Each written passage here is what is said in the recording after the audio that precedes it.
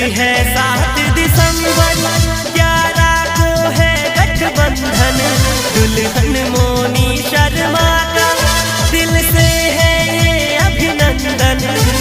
जोड़ी राम सिया की सब जन्म निभाना है। जोड़ी राम सिया की सब जन्म निभाना है। झूमना नाच गाना है, बारात में धूम मचाना है। ना गजरे की हार, ना मोतियों के हार, ना कोई किया सिंगार, फिर भी कितनी सुंदर हो, फिर भी कितनी सुंदर हो, फिर भी कितनी सुंदर हो, फिर भी कितनी सुंदर हो। आशीष मम्मी पापा का बड़ शुभ घड़ी आई है।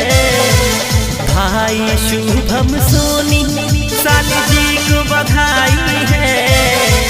नीरज आकाश सतीक जी सबको नचाना है।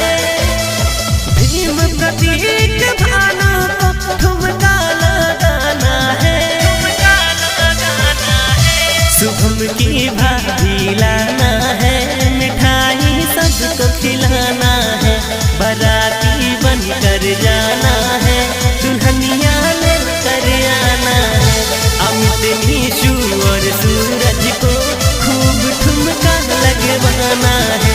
राधा अंशिका बाबू को खूब ठुमका लगवाना है।